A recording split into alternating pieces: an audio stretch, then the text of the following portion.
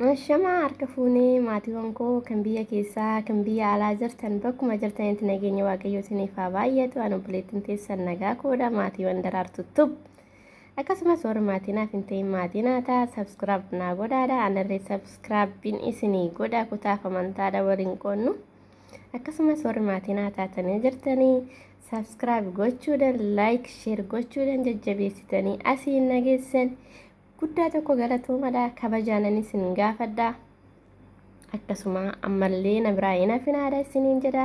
Edaa munni tokko kubaan boba'u jedhu mitiiree namni tokkichi waan tokko olii gochuu hin danda'u jechuudha. Yoo isin na bira dhaabbattanii sheer naa gootanii asiif bakka laayikii naa gootanii ol guddisne malee namni tokko kubaa guddachuu hin danda'u waan ta'eef olaa guddisnu. Isiniin jedha maatiiwwan koo ingiddee daraartuun irra maal qabattee dhufte jechuun keessanii noolu oduu durii sheekoo Oromoo jedha mata dureen isaa. Qaalluu fi weeyyii turani. Bara durii mootii biyya tokkotu ture. Mootiin kun waan garaa fuulduratti dhufu kan dubbatuuf jaarsa tokko qaba ture. Haa ta'u malee jaarsichi kun ni du'e. Mootichis garaa ilma jaarsichaatti ergaan mootichaas akkana jedha. Yaa ilma qaalluu hojii abbaan kee naaf hojjechaa ture ni beektaa? Kanaafas waa'ee waggoota dhufaa jiranii natti himi jedheen. Ilmi jaarsichaas ergaa dhaamsa kana dhaga'een booda akka abbaasaatti raaguu wallaalu isatti baay'ee gadde. Maasaraa mootichaatti qajeele. Otoo deemaa jiruu weeyyiin tokko itti dhufee akkana jedheen.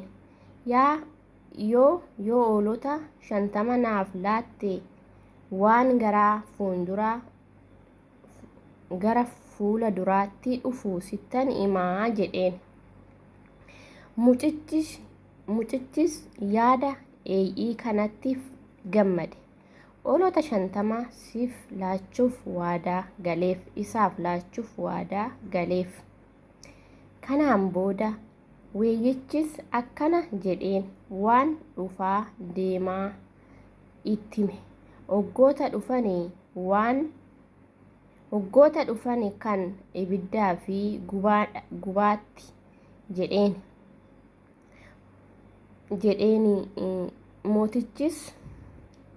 mootichatti himi jedheen.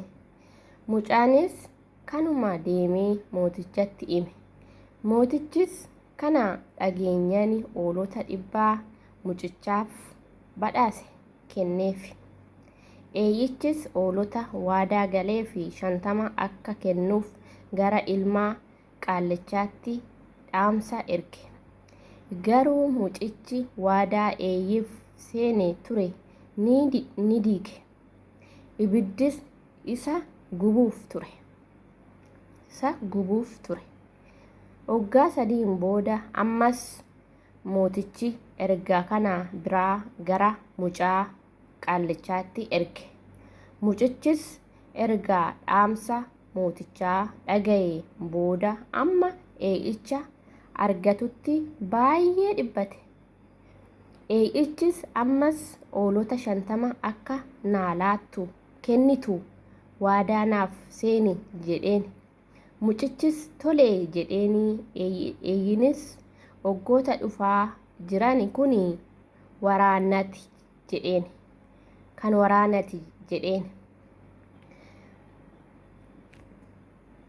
Mucichis kanuma mootichatti hime. Mootichis badhaasa hoolota 200 mucaaf erge. Garuu mucichi ammas hoolota 50 eeyyiif waadaa gale kennuufii dide. Mucichis hoolota 200 mooticharraa badhaafame gurguratee duroome. Ammas waggoota 3 kana biraa booda mootichi ergaa kana biraa gara mucichaatti erge. Mucichis ammas otoo gara maasaraatti deemuu ee'ichi ammas itti dhufee mucichi ee'ichaaf hoolota 50 dabalataaf 100 yeroo duraa waadaa galeefis akka kennuuf irra deebi'ee waadaa galuun ammas waan dhufaa deemaa akka itti himu ee'icha gaafate. Garuu ee'ichi nama yeroo lama na sobee maafan amanaa kan yeroo tokko keejibee yoomiyyuu ni keejibaa jedheen. Mucichis ni kadhate. Garuu ee'ichi didee biraa baqate. Mucichis mootichatti dhaqee oggoota dhufan kana kan nagaati jedheen. Mucichis hoolota 200 ammas mooticharraa argate. Durooma dabalatee gammadaa gara mana isaatti qajeele. Garuu barri inni raage kan nagaa otoo hin taane kan lolaa ta'e. Mootichis soba mucichaatti dallaluudhaan waraana isaa gara mucichaatti erguudhaan qabeenya isaa hundaa irraa fudhachiise. Isas gara mana hidhaatti galche. Ee'inis dhugaa dubbatee mootichi qabeenya mucichaa hunda eeyyiidhaaf kennee mucichis hiyyummaatti hafe. Namni san booda isa amanuus ni dhabame jechuudha.